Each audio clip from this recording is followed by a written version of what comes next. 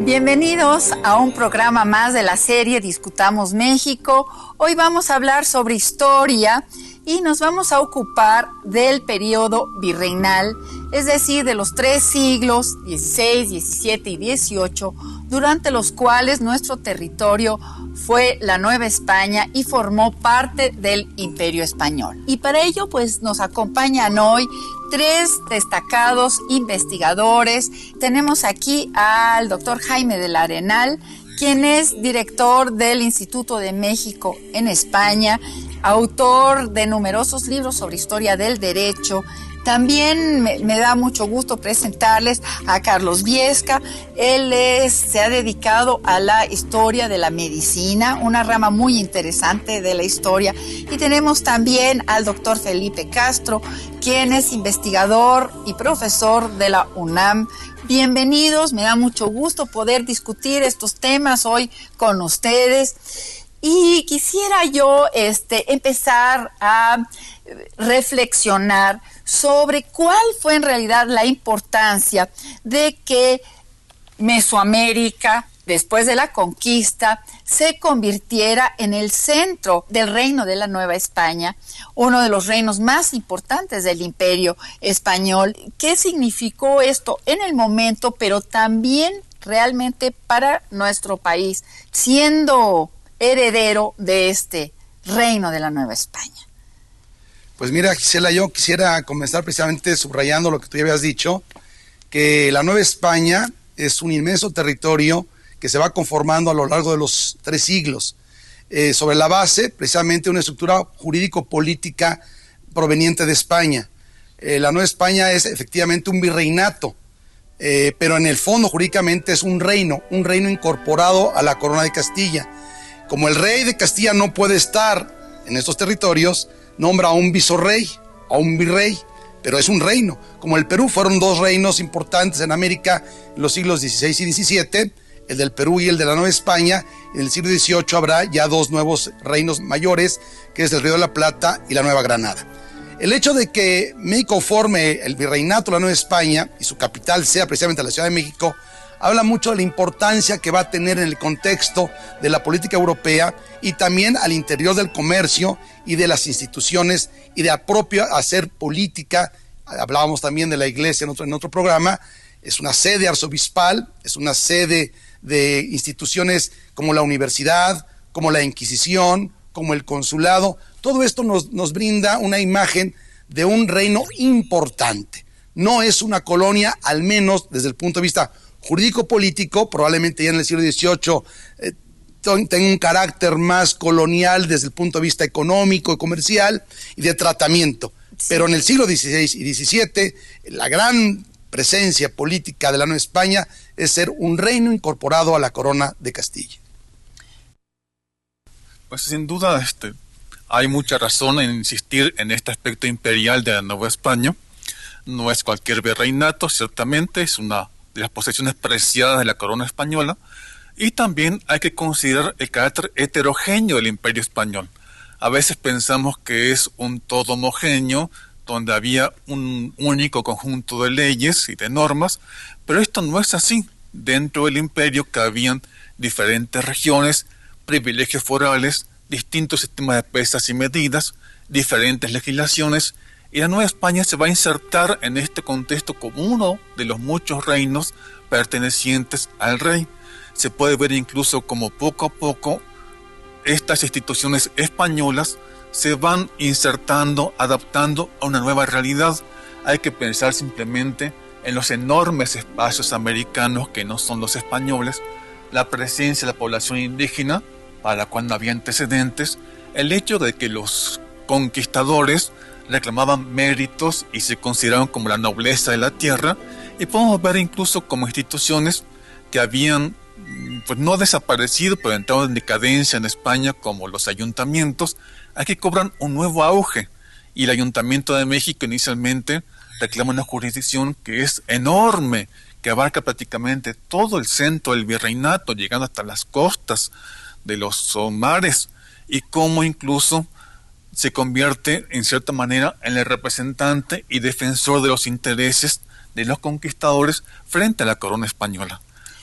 realmente no había una situación homogénea, que todos los conquistadores y la corona ya tuvieran una idea clara de cómo iba a funcionar administrativa, políticamente, la Nueva España. Yo creo que fue una situación inicial de gran tensión. Tú has mencionado los intereses de los conquistadores, ¿no? Respecto a las encomiendas. No sé, Carlos. Hay acomodos múltiples. Yo pienso que realmente no sabían qué iba a pasar. De hecho, Cortés mismo, si lo vemos, las posibilidades de disidencia, muy fácilmente se puede haber convertido en gobernador, rey de México, heredero de Moctezuma. Y ahora, en el caso de él, no le pasó por la mente. Se mantiene una lealtad a la corona contra viento y marea, que le costó mucho. Pero ¿qué tal su hijo? Bueno, ese sí se dio cuenta del asunto. Ese sí se dio cuenta del asunto. Y tenemos el otro juego, cómo configurar, como decía Felipe, una nueva nobleza novohispana. Y aquí Cortés es el primero que vuelve a plantear, cuando viene de Tlaxcala a la Ciudad de México, dice que esto se parece a España, es una nueva España. Él deja acuñado el término y el concepto finalmente. ¿Cómo acomodarlo con un mestizaje? El reconocimiento por Cortés de los hijos mestizos y de muchos conquistadores va marcando cuál va a ser esa nueva nobleza. Por otro lado, la conservación de los cacicazgos y la división en la República de Indios y la República de Españoles, dando también una realidad política muy particular, que también lleva a una realidad, llamémosla natural, biológica muy particular, a partir de que se habla, el clima es diferente, aunque sea la Nueva España es nueva, las gentes son diferentes, los temperamentos son diferentes. Hay un texto de Juan de Cárdenas de fines del 16 en donde dice: los españoles después de un tiempo en la Nueva España van perdiendo mucho de su carácter adusto y se van suavizando, pero su ingenio también brilla. Eso está precioso, eso está precioso. A mí me gustaría retomar esto de la República de Indios y la República de Españoles. Para entender esto, Gisela, es importante ver cómo en Europa está decayendo el feudalismo. Y en América hay un intento por parte de los conquistadores de renovar el feudalismo, reclamando autonomías para ellos. Una utopía americana. Una utopía americana. Por otra parte, también hay una sociedad indígena que es mayoritaria. Siempre hay que recordar que fueron muy pocos los españoles conquistadores. Eso ya lo dicho habíamos en otro. Que la inmensa cantidad de la población era indígena. Por lo tanto, los españoles gobernaron a los indígenas, es cuestionable. Gobernaron a los gobernantes de los indígenas. Y los gobernantes indígenas van a gobernar a la masa indígena. Por cuestión meramente aritmética. No sabían el idioma, no sabían las instituciones. Entonces, la conquista española política es una conquista eficaz porque se asienta sobre la conservación de la nobleza indígena, que a su vez va a mandar a la masa indígena. Se conserva toda la estructura sociopolítica. Y jurídica, Gisela, y jurídica, porque... Claro, por lo menos en primera y segunda instancia, y hasta el siglo XIX, las dos repúblicas existen con su derecho. La elección española se va a aplicar a los españoles y a los criollos y a los mestizos vinculados a los españoles, pero hay un reconocimiento formal y real de las instituciones y del derecho y de los usos y costumbres de los indígenas durante 300 años. Y hay un múltiple cruce de derechos, lo decía Esquivel Obregón, de deformación de derechos por los dos tipos de sociedad. Las dos repúblicas viven aisladas, sí, pero con grandes puentes de comunicación y de transformación y de deformación. Y esa es nuestra sociedad.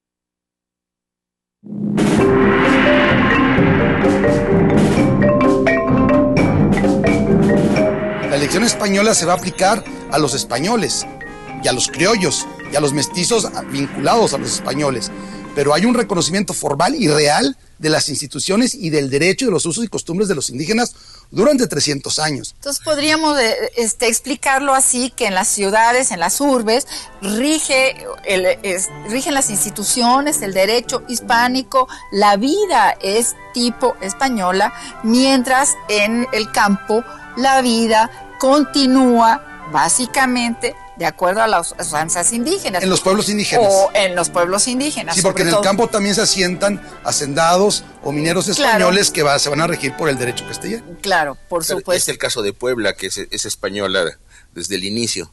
Pero también está la contra, Tlatelolco, una ciudad en el 16 con cerca de 1 millón de habitantes, sigue siendo completamente indígena y tenemos reyes indígenas hasta el 1580. Sí, pienso que es muy interesante señalar que realmente la realidad política y social de la Nueva España es muy fluida.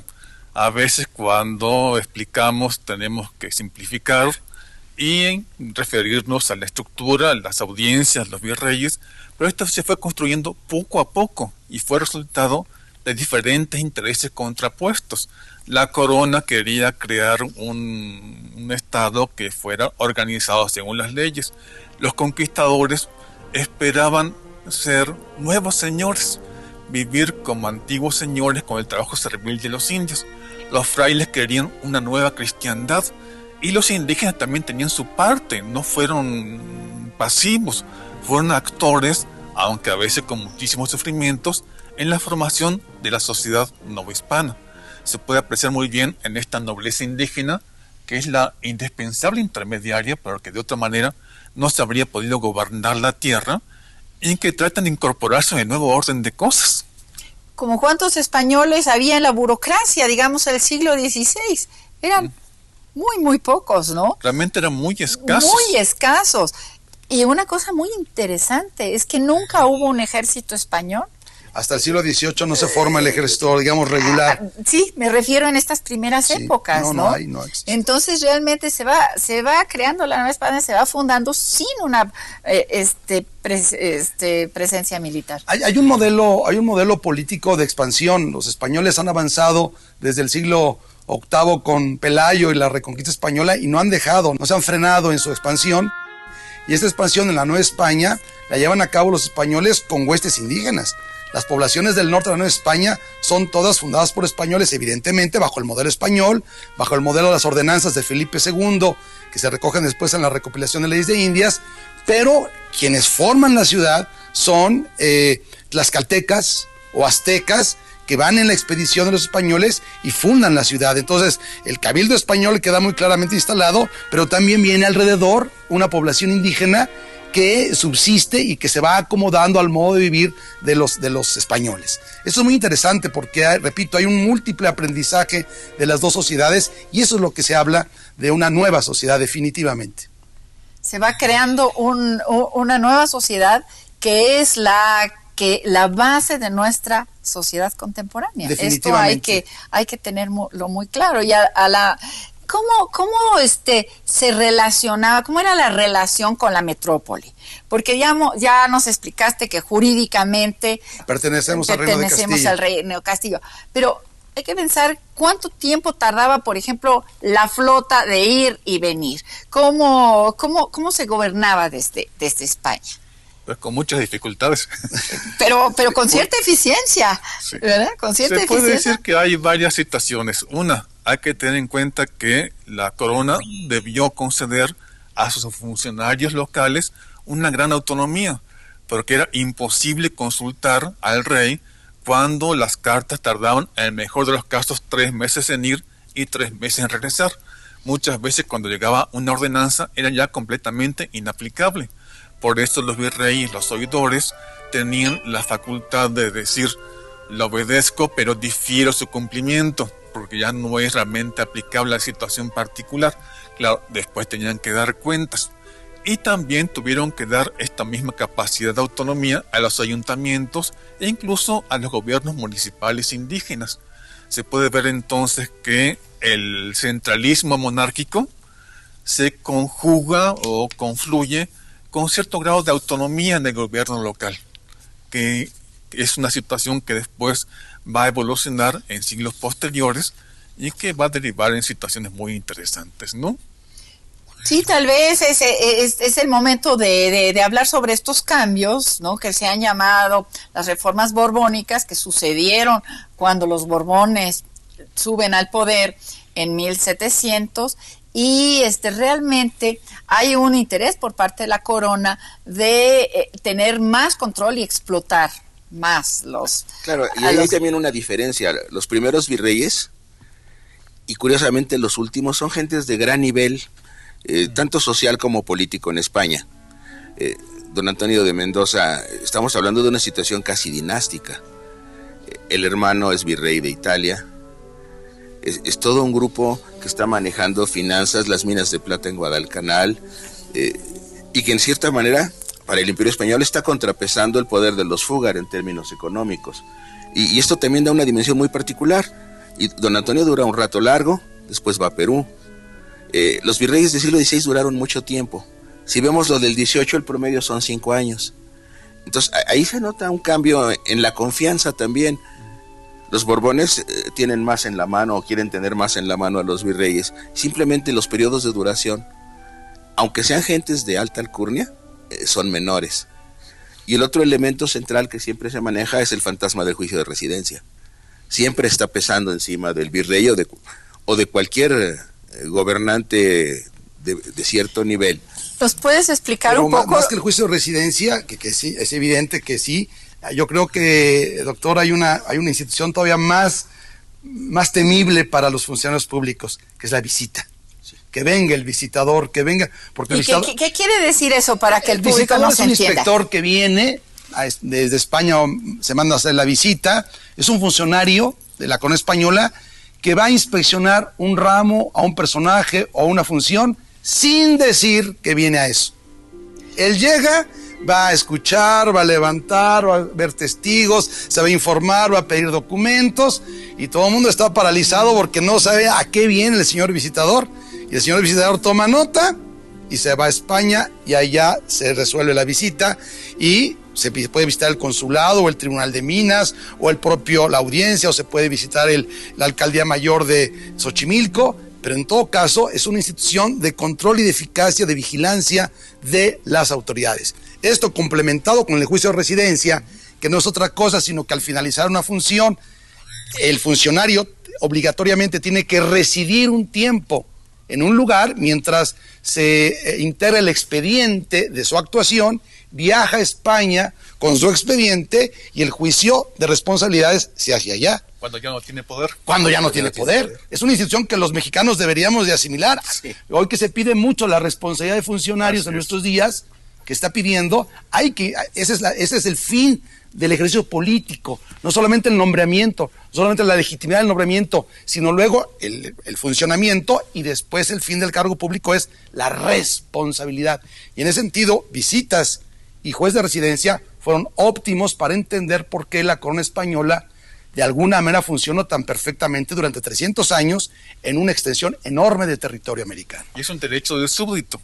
Cuando ya la autoridad ha perdido todo su poder, ya no tiene a su disposición el aparato gubernamental, puede ir ante el juez y decir: me ha ofendido, ha hecho esto mal, ha defraudado.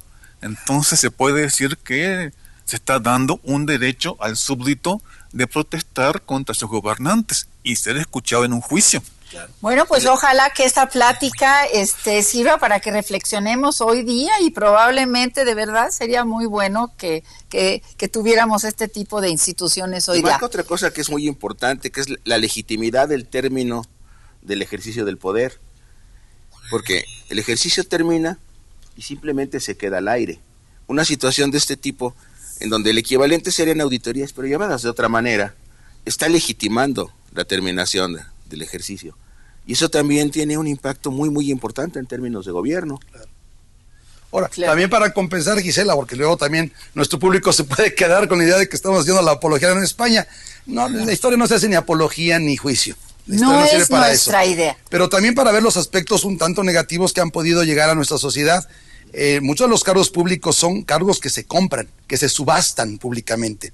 Entonces eso le da al funcionario público la idea de una patrimonialización del poder y el uso de ese poder para beneficiarse económicamente.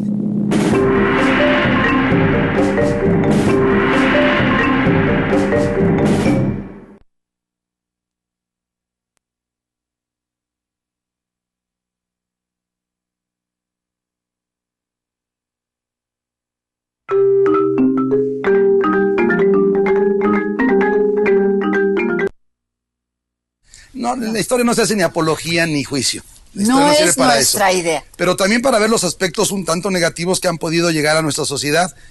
Muchos de los cargos públicos son cargos que se compran, que se subastan públicamente. Entonces eso le da al funcionario público la idea de una patrimonialización del poder y el uso de ese poder para beneficiarse económicamente. Ahí hay otra parte negativa del ejercicio del poder. ¿Por qué fue esto? Porque la corona española no es una sociedad en el siglo XVI y XVII, después lo va a ser en el XVIII o va a querer serlo, no es una sociedad burocrática todavía. Es un Estado que está naciendo, que está emergiendo, y en ese sentido la burocratización no es una realidad consumada. Entonces, realmente los funcionarios públicos no son burócratas en ocasiones, sino que son esos, han comprado los cargos públicos. Y muchas veces no con dinero en efectivo, sino que endeudándose. Evidentemente. Y entonces necesitaban pues reponer. Ahora hay otra situación, esto lo marca, hay una gran preocupación. ¿Quiénes ejercen los cargos en el ayuntamiento? A lo largo del siglo XVII se va planteando que deben de recibir, bueno, el XVI tequios y algunos apoyos. En el XVII se plantea un sueldo al final, cosa que se hace efectiva a principios del XVIII. Y a mediados del XVIII dicen, ya no tenemos dinero para pagarles, los pobres no cobran, démosle cartas para que comercien. Y entonces también hay un problema serio a mitades del siglo XVIII en que todos los regidores y las autoridades del ayuntamiento se vuelven comerciantes. Y ya no gobiernan, sino comercian. Que esto viene en quejas después con Bucareli y con Revillagigedo. ¿Cómo poner coto a este problema que se les había salido de las manos? Sí, el famoso repartimiento de mercancías, ¿no?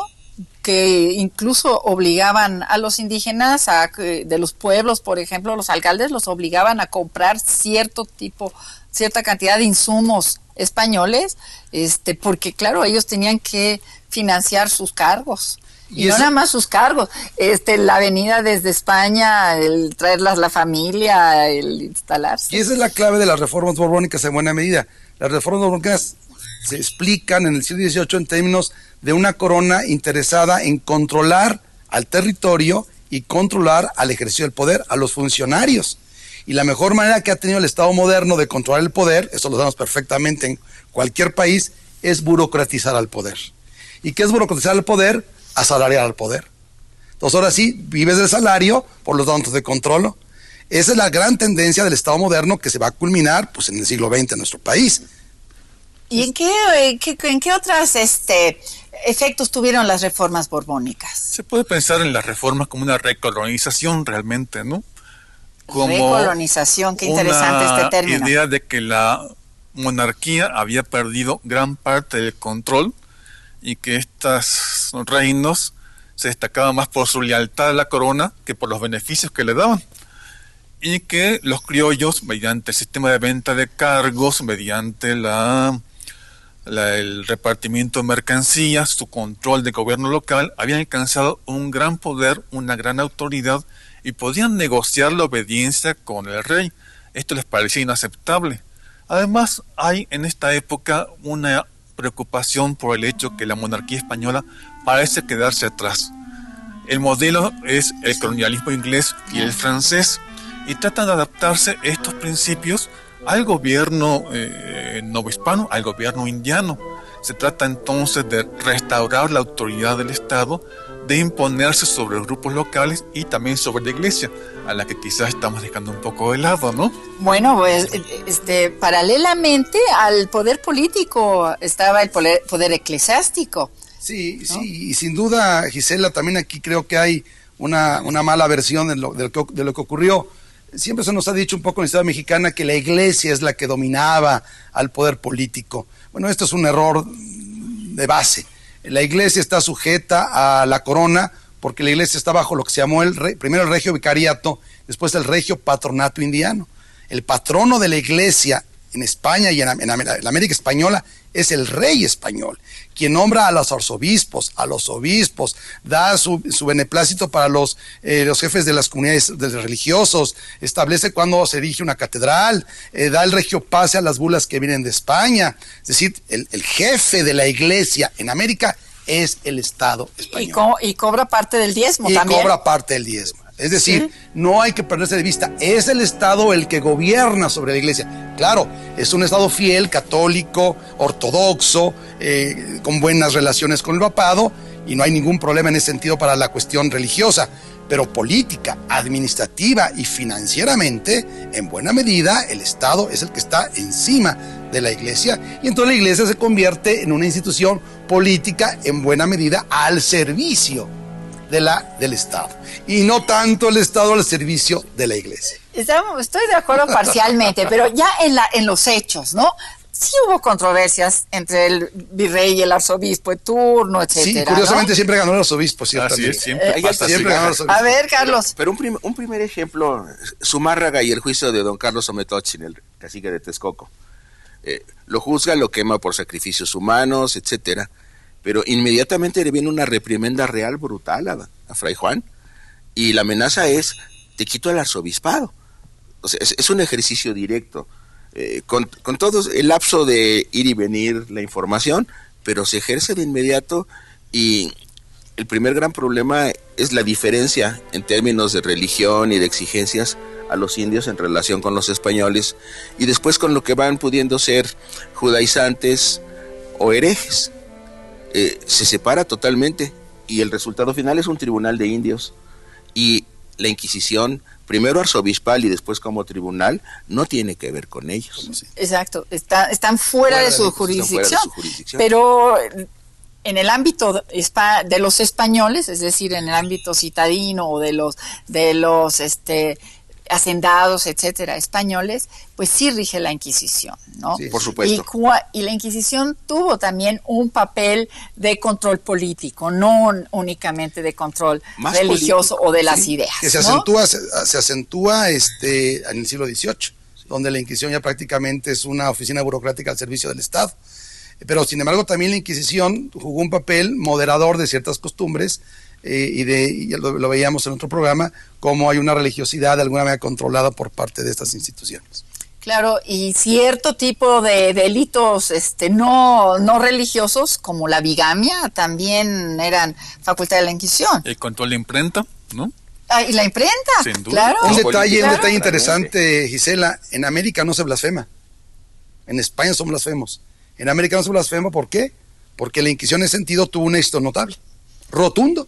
No se blasfema. ¿En qué falló la Inquisición, por ejemplo? Pues en la idolatría. La idolatría, y somos muy supersticiosos en América. No estoy hablando de los indígenas, estoy hablando de las clases criollas. Nos volvemos también supersticiosos. En eso no pudo hacer nada. Es cierto, pero la blasfemia sí. Porque tenemos un lenguaje muy picaresco y somos famosos por eso, creo, albur, en el mundo, el albur, sí. pero no entra, pero nuestro albur nunca es blasfemo, como si es en España, ciertamente. Sí, ciertamente. Aquí es más un juego social, que se puede convertir hasta juego de ingenio. Ahora, en esto la Inquisición pesa mucho. Yo pienso a finales del siglo XVI, cuando ya se establece como tribunal. ¿Qué es lo que dice alguien? Y de inmediato van, lo encierran un ratito, lo interrogan con todos los problemas del interrogatorio, y la mayor parte de ellos salieron. Después les regresaron los bienes, cobrándole los cargos y los costos del juicio, y vuelven a salir, pero no vuelven a hablar. Hay un médico, Pedro López, al que le encuentran una imagen que la tenía botada en un cuarto de su casa, y eso fue suficiente para que tuviera unas vacaciones en la cárcel de la Inquisición. ¿Y de qué era la imagen? Ya me intrigaste. De la Virgen. ¿Pero por qué era eso? No la tenía en el lugar porque la tenía en la bodega. La tenía en la bodega o en un cuarto arrumbada. ¿Y era judaizante? No, pero tenía que ver con los impresores, y entonces se va haciendo una cadena. Su impresor, Pedro Charte, también va a hacer una visita a la Inquisición. El 16. Y entonces se va haciendo una cadena en donde fundamentalmente lo que reina es el temor. El terror, sí. Y la pregunta: ¿tienes libros de Erasmo de Rotterdam? Al médico que era el médico del Tribunal de la Inquisición, Juan de la Fuente, en fin del 16, le confiscan los adagios de Erasmo y se los regresan ya todos tachaditos. Yo diferiría, doctor, yo diferiría que es una sociedad aterrorizada. No, la sociedad no hispana no creo que sea una sociedad aterrorizada, o no más aterrorizada que la nuestra. Yo le tengo terror al fisco porque me cobra impuestos. Yo le tengo terror a caer en manos de, no sé, alguna... ¿Del alcoholímetro? Del alcoholímetro, pero de la policía, de ciertas policías judiciales. Es decir, ¿qué tanto hay terror de los mexicanos actuales por incumplir las normas? Bueno, lo mismo, en la época colonial se sabían cuáles eran las normas que no había que violentar para no caer en manos de la Inquisición. No se incumplían las normas. ¿Qué ocurría? Si se incumplían las normas, pues venía la Inquisición. Si yo dejo pagar impuestos, me cae a mí el SAT. Es decir, no es una vida cotidianamente aterrorizada. No. Hay elementos, como temores tenemos todos ante las instituciones de gobierno y ante los ejercicios del poder. Siempre nos da miedo. La blasfemia misma o la herejía misma. ¿Cuál es el delito más grande que un mexicano puede hacer hoy por hoy? La traición a la patria. Bueno, si hay traición a la patria, todavía hasta hace alguna época, la Constitución establecía la pena de muerte al traidor a la patria. Bueno, en la época colonial, ¿cuál era el peor delito que podía haber? La herejía. Y se moría por ser hereje.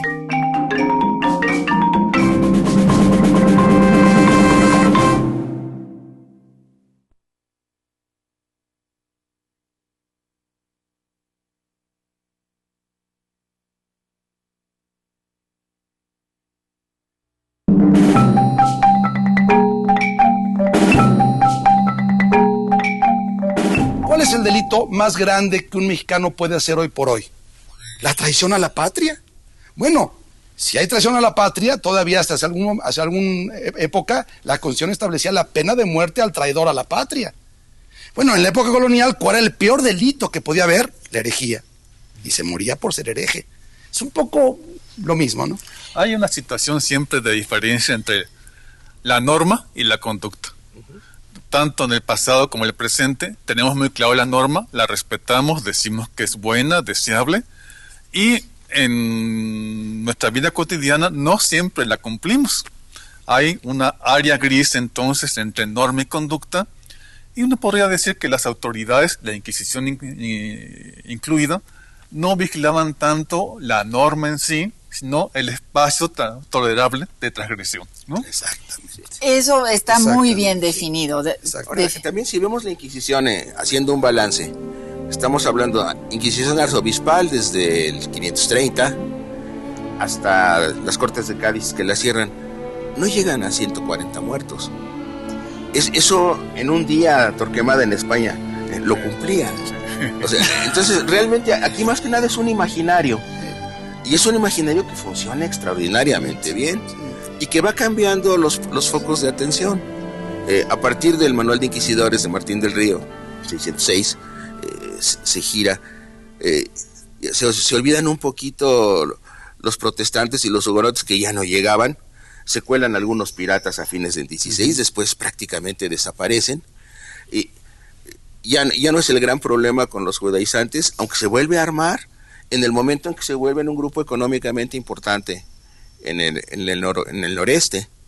En ese momento aparece el problema de la familia Carvajal y quizás esa sea una de las ejecuciones más grandes yo creo que no posiblemente, la más grande en la historia de la colonia. Y los términos fundamentalmente son económicos, el trasfondo es económico. Yo después, siempre he creído que se incautaron esos fondos, aunque creo que no está comprobado. No, parece que sí. Pero parece que sí los incautaron. Y luego a fines del 17, pues cuando Guillén de Lampart, que era sospechoso porque era de origen irlandés, con apellido afrancesado, etcétera, pero no hubiera tenido problemas si no se le ocurre declararse rey de México. Claro. Bueno, a veces se ha afirmado que la prohibición que la Inquisición ejercía sobre los textos impresos fue como el book review de la época, ¿no? Porque sacaban el index de los libros prohibidos y había quienes iban al index para ver qué era lo interesante para leer. Ahora, yo sí pienso que en el campo, por ejemplo, teológico, etcétera, la Inquisición sí causó temores y sí frenó un poco la libre expresión, pero tal vez no fue tan a nivel tan general de la población, pero sí de los grandes pensadores. Sí me parece que la Inquisición definitivamente fue un freno. Pero podríamos hablar mucho tiempo más de la Inquisición, pero vamos a irnos a otros temas. Por ejemplo, ¿cómo era la vida de la corte? ¿Qué implicaba el tener una corte que se supone que era una réplica de la corte real de España. ¿Cómo funcionaba esta vida de la corte? Bueno, hay que tener en cuenta los conceptos de la época, ¿no? Que un gran señor debe tener a su lado una serie de personas a su servicio, le llaman la familia. Y la familia no es solamente los parientes, sino todos aquellos que son allegados, hablaremos de su clientela. Por tanto, dicen, tanto el virrey como los grandes nobles, tengo tantos que asistan a mi mesa. Son las personas que lo elogian, lo acompañan, cuando sale a la calle van con él, se sientan junto a él en la mesa. El señor a su vez recompensa esta lealtad concediéndole puestos, pequeñas granjerías, como le decían, y se forma entonces una sociedad cortesana muy particular, ¿no? Que la más notable de las cuales es la del virrey. Realmente el palacio virreinal era una pequeña ciudad, ¿no? Había sus juegos de cartas, sus trucos, sus lugares, sus pequeñas cantinas, sus espacios de sociabilidad, lugares donde vivían los sirvientes, la familia del virrey y muchos funcionarios que ahí residían. Realmente hay que pensar en la corte mexicana como una imagen local de lo que fue la gran corte de los reyes, ¿no? Pues qué bueno que ahora van a abrir como museo al Palacio Nacional, que en su época fue el Palacio Virreinal, que todavía no tenía el último piso, pero nos va a dar tal vez una idea de cómo son los espacios a los mexicanos allá adentro, y nos podríamos imaginar lo que tú has ahora descrito, ¿no? De este gran espacio con toda esta vida. Era bastante caótico, ¿no? Era mucho más, no era tan ordenado como un conjunto de oficinas, era un espacio social. Muy interesante. Y con el terrible problema, ya en el 18, hay un texto de Bartolacci que habla de las señoras de la corte. Entonces, hay un gran problema aquí, la altitud y los corsés apretados, que hacen que cuando las señoras toman chocolate y estén de ociosas, se vuelvan histéricas. Y eso está marcado desde el siglo XVIII. Tú como médico nos podrás decir que no era nada sano el tener esos corsés que te hacían una cinturita de avispa, pero que... Bueno, la parte buena que podría decirse es que tan apretados los ojos se les agrandaban. Pero se veían más bonitas todavía. Claro, pero sano de ninguna manera. ¿No? Y la observación de Bartolacci es muy interesante porque dice, el chocolate sí produce gases. Y los gases con el corsé es algo espantoso, se les mueve todo en el interior. Hablando del chocolate, Gisela, León Pinelo, uno de los grandes juristas españoles, expertos en el derecho indiano, es decir, en este derecho nuevo que se forma en América, que estuvo en el Perú, escribe un tratado sobre las ventajas del chocolate, es decir, esta sociedad preocupada no solamente por los aspectos espirituales, sino por los aspectos, inclusive la dieta, ¿no? Es que América realmente provocó el ingenio y la imaginación de los europeos a un grado verdaderamente asombroso, ¿no? Fue tanto el colorido, la sociedad, las gentes, los colores de la piel, las costumbres, los usos de este mundo americano, que el europeo reaccionó de una manera, en estos inicios de la racionalización que se dan con Descartes, de una manera que no quedaba definido en el mundo antiguo y que provocaba nuevas conceptualizaciones, nuevas definiciones y nuevas supersticiones también. Sí. Ahora, en el terreno de lo religioso, el chocolate tiene otra situación muy particular. Se planteó y se ganó el que el chocolate no rompe el ayuno para comulgar, ni en los sacerdotes para decir misa. Claro. Bueno, porque era tan importante tomarlo, ¿no? Sí. Lástima que se ha perdido mucho esa costumbre. Hoy día en todos lados te ofrecen un café, pero en aquel entonces era obligado el chocolate, era obligado. Algunas monjas al entrar al convento hacían votos de abstinencia, etcétera, en donde se excluía el chocolate, se no entraba en los votos. Con una duda grande, porque también hay textos que decían que era afrodisíaco. Ah, bueno, entonces eso sí les ha de haber causado muchos problemas, ¿no? Sí. Pero bueno, esta corte virreinal también se hacían fiestas, se hacían bailes, ¿qué podemos decir de? Pues generalmente las fiestas, cuando no son religiosas, que ya lo habíamos tratado en algún otro programa, hay también las fiestas seculares, y esas fiestas seculares las marcan generalmente el nacimiento del primogénito del rey, o precisamente la entronización del nuevo monarca, o las bodas del príncipe heredero, o las bodas del rey cuando ha quedado viudo. Estas marcan también el tipo de fiestas seculares que se llegan a conocer y que también tienen, bueno, la entrada del virrey a la Nueva España es recibida con gran festividad. Es decir, hay una fiesta secular y que marca también otras grandes características de la sociedad novohispana, que efectivamente es una sociedad, ya lo veíamos ayer, muy inclinada hacia la muerte, un poco hacia el lamento, pero yo creo que finalmente es una sociedad bastante festiva, se procura muchos goces, ¿no? El del chocolate, el de la fiesta, el del santo patrono, el de la rogativa, en fin, es lo que yo puedo. Y había una gran interacción entre las diferentes capas sociales, ¿no? Vemos, por ejemplo, en las fiestas. Es importante esto, las capas sociales, Gisela, no me gustaría a mí que Felipe nos dijera algo, porque las capas, más que capas sociales, estamos hablando de una sociedad estamental, ¿no? Una sociedad más bien formada en grupos, ¿no? Así es, hay que pensar en una sociedad donde la igualdad ante la ley no existe. Por el contrario, se habría considerado extraña. Se consideraba, siguiendo una tradición muy antigua que viene ya desde Aristóteles, que las personas son naturalmente desiguales entre sí y que una buena república, un buen orden social, es aquel en el que los prudentes, los sabios, gobiernan a los que no lo son.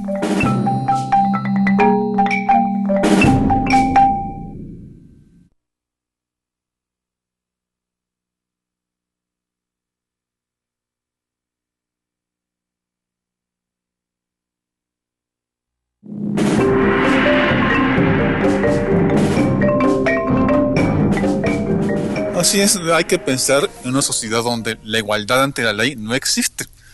Por el contrario, se habría considerado extraña. Se consideraba, siguiendo una tradición muy antigua que viene ya desde Aristóteles, que las personas son naturalmente desiguales entre sí y que una buena república, un buen orden social, es aquel en el que los prudentes, los sabios, gobiernan a los que no lo son. El orden social y político es naturalmente jerárquico y así debe ser. Se ve en todas las expresiones de la vida. Un español, y ser español tanto, naciendo en Sevilla como en Iztapalapa, podría ser muy pobre y de igual condición que un indígena o un mulato, pero por el hecho de ser español se sentía superior.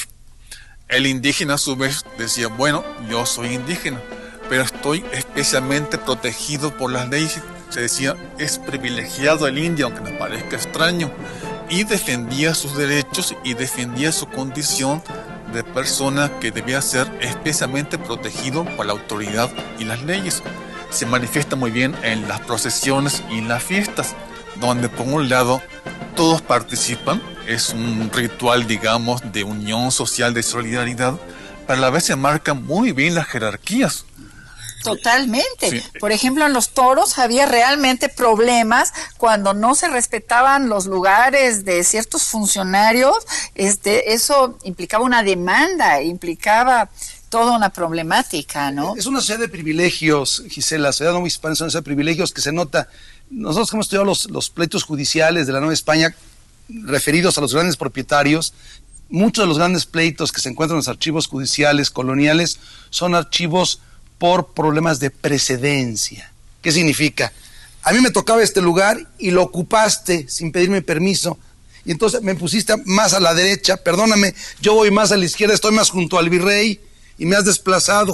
La precedencia es fundamental. O yo voy primero en la procesión y no atrás, o en qué lugar voy en la procesión. Y si nos vemos como sociedad actual, todavía nuestra sociedad es muy sociedad de precedencias. ¿Quién sale en la foto? Y quién no sale en la foto. Claro. Es decir, ¿por qué? Porque somos una sociedad, es una sociedad de representaciones hacia afuera, de plazas, de una sociedad que festina lo público. Pero yo creo que también es una manera de hacer público el poder, ¿no? El lugar que ocupas en la sociedad, ¿no? Un indio no se podía vestir como un español, ¿no? Ni usar el sombrero. Ni siquiera. Hay un caso ni usar caballo. Ni usar caballo. Hay casos de excepción. Encontramos en un documento en el Archivo General de la Nación, en donde don Antonio de Mendoza autoriza al médico, a Martín de la Cruz, médico indígena, y lo autoriza a usar caballo, a usar pantalón a la española y a usar sombrero. Y luego hasta lo autorizan a llevar ballesta y dice, y a usarla, porque como médico tiene que salir a lugares que no son seguros. Una cosa nada más es llevarla y otra es usarla. Hay que llevarla, se puede llevar, pero usarla es otro asunto. Es otro asunto. Y es que esto una sociedad de privilegios te lleva a una sociedad de excepciones. Claro. Y efectivamente, los privilegios están enmarcados, acartonados. Pero si pagas, o si me convences, te dispenso. Y hay la excepción. Entonces, es una sociedad acostumbrada a exceptuar la norma general para los casos concretos. Por eso con lo cual se constituyen nuevos privilegios. Claro. Incluso, bueno, la cortesía llega a explicitarse en normas jurídicas. Se especifica quién debe hacer determinada cosa, quién puede ingresar, cómo debe de recibirse. Y también hay que tener en cuenta que la diversidad regional novohispana, uno puede ver la diferencia que hay entre las formas de etiqueta y cortesía en el centro de Nueva España, que es una sociedad muy estamental, más rígida, más formal, con lo que ocurre en el norte, una tierra de frontera, de oportunidades, donde no importaba tanto ser indio, español o mulato, siempre y cuando cultivara la tierra y defendiera al pueblo frente a los ataques de los chichimecas. Y uno puede ver que en esa sociedad hay un trato mucho más informal, más abierto, y esto se manifiesta hasta el día de hoy, ¿no? Ciertamente, creo que en el centro y en el sur tenemos mucho, formas de vivir más... Esa cortesía tan... Exacto, más barroca. Complicada y barroca. Una cortesía más mucho más barroca. Porque somos una sociedad barroca y eso también es importante subrayarlo. Sí. Para podernos entender hay que entender claramente lo que fue el barroco, no nada más en el arte, sino en los tipos de formación de comunicación, de expresión verbal, de literatura, de entendimiento inclusive del universo religioso. Somos barrocos, no es posible entendernos sin entender lo que fue la sociedad barroca. Y de hecho somos una sociedad mestiza, ¿no? Somos una sociedad mestiza, producto de todo esto de lo que hemos hablado, también del ingrediente africano al que ya nos hemos referido en otros programas, pero no somos iguales a los españoles, tampoco somos iguales a los indígenas, sino que somos el producto de todo esto, por eso es tan importante esta época. Y un mestizaje en todos los sentidos, mucho más allá de lo biológico, y fundamentalmente en el terreno de lo cultural. Cómo se construye un imaginario social que incluya toda esta diversidad, todas estas flores barrocas que no se pueden entender en otro lado y que inclusive son molestos en otro lado. Yo me acuerdo alguna vez platicando con un director griego de cine, con Miguel Kakoyanis. Decía, es que yo no puedo filmar en México porque aquí no usan las líneas rectas. Deberían de pintar todas las casas de blanco. No, eso nada más lo hace Barragán, pero también lo tenemos, pero no es el espíritu central de la población. Y lo mismo va en términos de la ciencia, del arte, de la vida cotidiana, de la comida. ¿Qué más barroco que una torta compuesta? El mole poblano. Ocho los chiles en nogada, ¿no? Sí. Entonces también nuestra comida es pues producto justamente de esta época y muchas de nuestras tradiciones que conservamos hoy día se gestaron en la época colonial. Y son ires y venires porque tanto los indígenas toman mucho de lo español, a veces de manera forzada, sí, a veces porque están muy interesados, ¿no? Se puede ver que muchas formas de vestimenta prosperaron y fueron tomadas con interés, pero también los españoles que llegan aquí, al rato ya son muy distintos a sus parientes en España. Comienza a gustarles la tortilla, el pulque, a adaptarse al clima, a la vestimenta, y se puede ver que el mestizaje es un ir y venir, no es una imposición, es una síntesis realmente, y una síntesis muy fluida, muy interesante, muy diversa, que es lo que hace lo mexicano. Y ahí en lo que dice Felipe yo quisiera intervenir, porque explicaría mucho de nuestra independencia. El siglo XVIII, las reformas borbónicas, que son las reformas modernizadoras desde España hacia América, creo que no reconocen esa singularidad. Ese fue el gran pecado de los Borbones respecto de América, el querer uniformar el mundo americano sobre una racionalidad tomada del despotismo ilustrado, de la ilustración europea, y querer negar esto que ya estaba ahí, ya se había formado durante 250 años anteriores, y precisamente esa forma de ejercer el poder ajena a lo singular fue lo que a la larga, yo creo en lo particular, provoca la independencia de nuestros países respecto a España. Se nos ha venido el tiempo encima, lamentablemente 1 hora se va muy rápido Y quisiera pedirles que concluyéramos con algunas ideas, hiciéramos un pequeño resumen o alguna idea de algo que ustedes quisieran decir al final. Creo que retomando lo que aquí se planteó, y tiene mucha razón, la corona española, en el momento de tratar de obtener nuevos ingresos y restablecer su autoridad, quebranta una serie de acuerdos, de convenciones que hayan mantenido la estabilidad de la política y la sociedad colonial.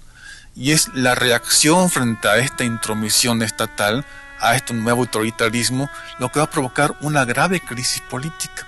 Yo pienso que esta es lo que define la conclusión del término de la época colonial. Claro, y que en cierto modo esto se significa en una terrible oposición entre criollos y peninsulares, en donde los criollos no son necesariamente ni indígenas ni mestizos, pero son novohispanos y toman como bandera el ser novohispanos precisamente. Y quizá la figura que surgiría aquí, que es muy interesante y habría que estudiar más, es la de Iturrigaray. Con todas sus corruptelas y con todas las cosas negativas que tiene, está encarnando esta posibilidad frente al colapso del Estado español con la invasión napoleónica, la posibilidad de un reino de Nueva España separado, pero al mismo tiempo íntimamente relacionado. Habría que pensarlo más, yo pienso. Claro que yo concluiría, Gisela, diciendo simplemente que para entender al México del 19 y al México del 20 e incluso al del 21, es indispensable acercarnos al estudio y al conocimiento de la complejidad que fue ese fenómeno territorial y político que se llamó la Nueva España. Es indispensable. A mí me gustaría añadir que habría que hacerlo sin apasionamiento, sin prejuicios. Pues muchísimas gracias por habernos acompañado el día de hoy. Gracias. Habrá más programas que tratarán sobre el tema de la independencia, los orígenes de la independencia, e invitamos al auditorio a verlos. Muchas gracias. Gracias.